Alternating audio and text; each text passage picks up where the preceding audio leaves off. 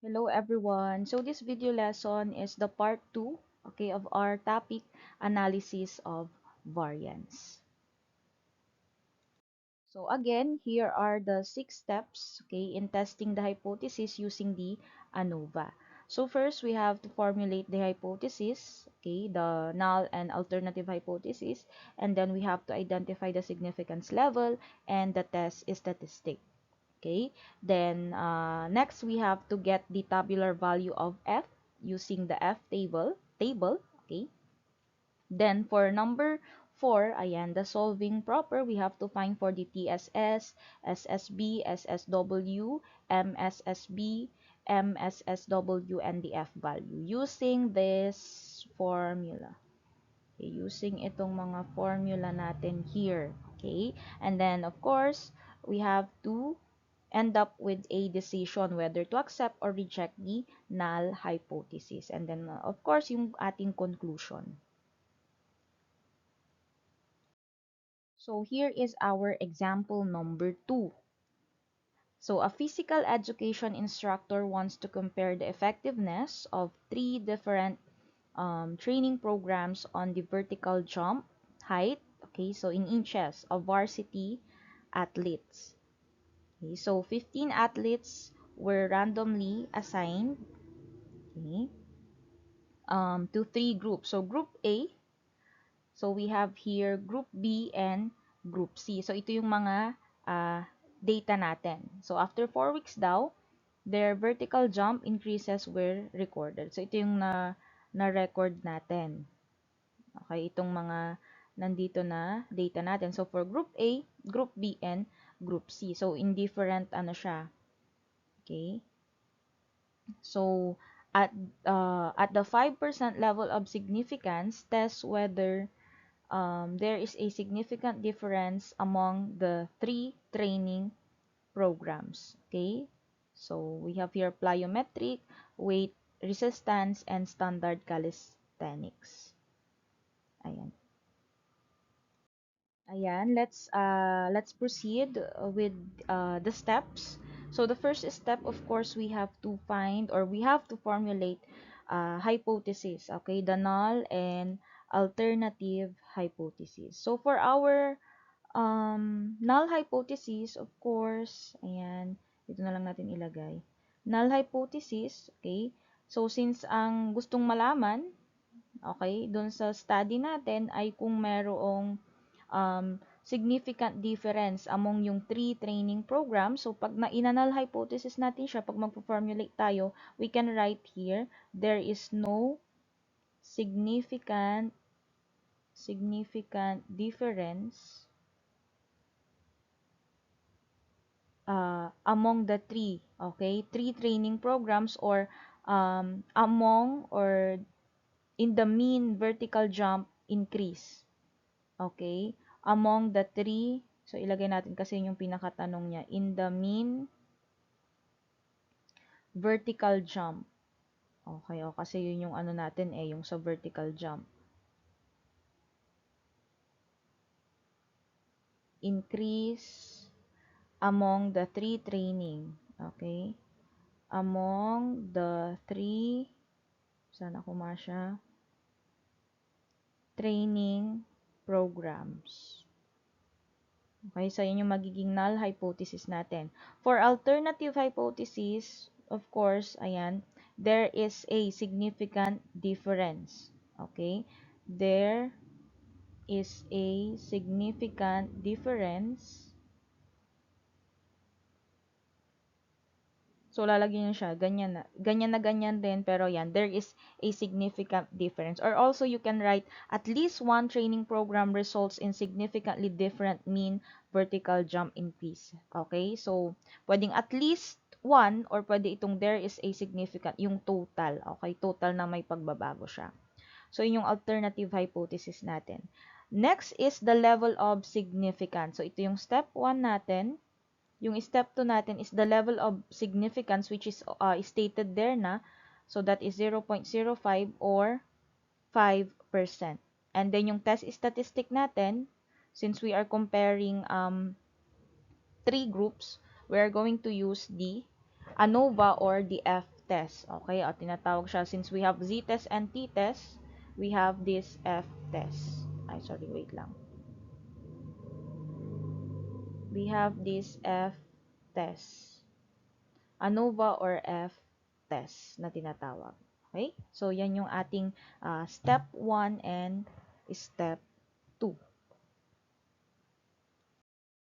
Next naman, ayan, medyo natakpan yung problem pero ayan. So, dito, ang gagawin naman natin is to find for the tabular value. Ayan, so sana makita. Okay, tabular value of f.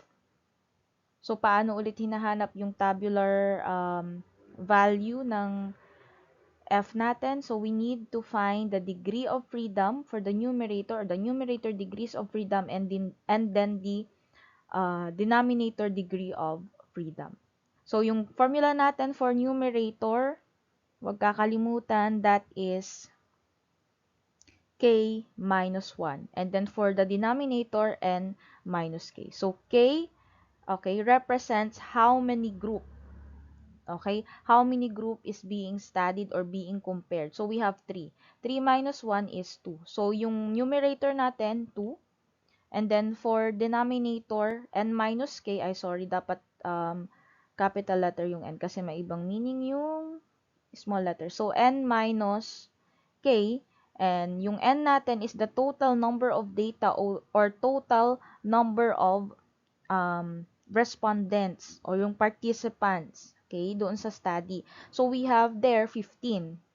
Okay, so 15 athletes siya, minus yung K natin na 3. So, we have 12. So, pupunta kayo ngayon dito sa table, titignan niyo yung 2 and then yung 12. Tapos, kung saan sila magtatagpo, okay, doon yung, or yun yung ating tabular value ng F natin. So, that is 3.89. So, ito yung tabular value of F natin. Tabular value. Ayan. So, yan yung step number 3 natin. Okay, so ikip nyo yan. Tandaan niyo 3.89 yung nakuha natin. Isusunod na natin yung step number 4. Okay.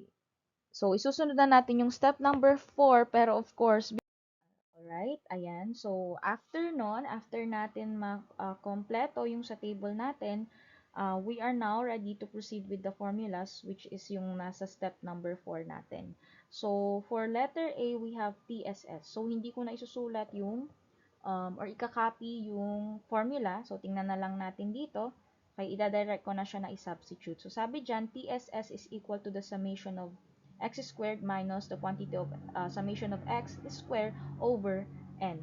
So, ibig sabihin ito, this one, ang ilalagay natin dyan ay ito. So, 752 minus, summation of x, nakaparenthesis siya. Ibig sabihin, hiwalay. Okay, or hindi ito, baka malito kayo, ito yung ilagay nyo. So, may parenthesis siya. Ibig sabihin, ito yung gagamitin natin, n i-square natin siya. So, 100 square over n is the total number of participants. So, we have 15. So, pag kinumpute natin yan, manually man yan or via calculator, ang makukuha natin ay 85.33. So, i-round off nyo into 2 decimal places. Okay? Next, for letter B, we have SSB. Okay? So, SSB natin 1 over n.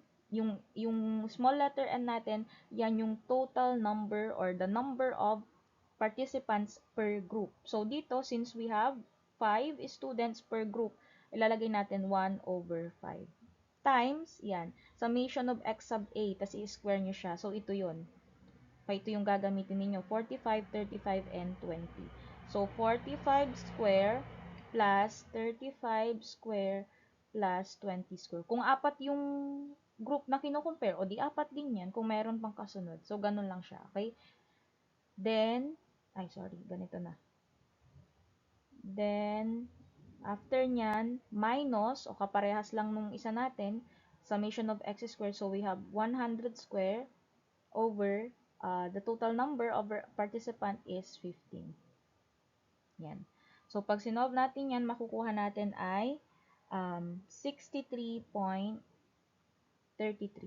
Okay? 63.33. Next, we have the SSW. So, sa SSW natin, okay, TSS minus SSB. So, isubstitute lang natin. Nasulat ko yung formula. Okay. Anyways, ayan. Isubstitute lang natin yung nakuha nating TSS kanina, which is 85.33 minus 63.33. So, ang lalabas, okay, nasagot natin dyan ay 22. Okay. So, 22.00 or simply 22 na lang. Okay. Yan yung SSW natin. Next is the MSSB.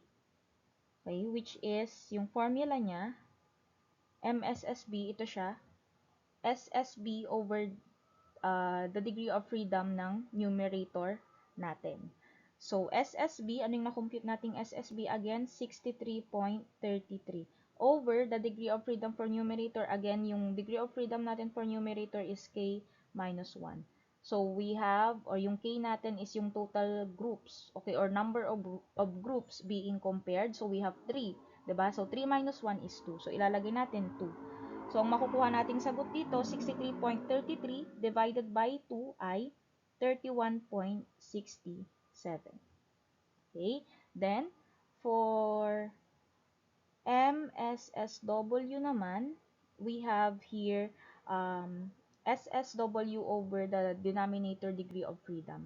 So, dito, okay, N minus K naman. So, N again is the total number of participants. So, we have 15, kaya 15 minus 3 is 12. So, pag sa-substitute natin yan, magiging 22 over 12. At pag dinivide natin, magiging 1.83. Okay? Last is the F value. Yung F value natin, MSSB lang divided by MSSW. So, kung ano yung nakuha natin, we have 31.67 and 1.83. So, 31.67 over or divided by 1.83. Okay? So, ang makukuha nating final answer for this one is 17.31. Okay? So, i-keep natin to. Yung F value natin ay 17.31. Iko-compare natin siya dun sa tabular value natin na 3.89. Okay? So, ayan. So, dito, ayan, we will be ending this with the decision and conclusion. So, again, balikan natin, okay? Yung na-compute natin na tabular value ay 3.89. Tama? And then, yung na-compute natin na F value is 17.31. So, i-compare natin. So, sino ba ang mas mataas? Okay? Si 17.31. So, ibig sabihin, anong gagawin natin? Nag-fall siya under dito. Okay? So, F value is greater than or equal tabular value of F, then it is, or we will reject the null hypothesis. Therefore, we are going to reject. Okay? Reject the null hypothesis. So, kapag ni-reject natin, ang magiging conclusion natin, syempre, ito, there is a significant difference, okay, among the groups, okay, or at the 5% level of significance, okay, there is a significant difference in the effectiveness of the 3 training programs, okay, on athletes' jump performance. Okay? So, yun yung ating magiging conclusion. Yan. So, it varies naman, depende sa construction ninyo ng sentence. Pero yun, ang main ano nun is merong naging difference or may significant difference, okay? Yung group natin. Kasi na-reject natin yung null hypothesis. Okay? So, that's it for this video lesson. I hope naintindihan. Yun lang. Thank you so much.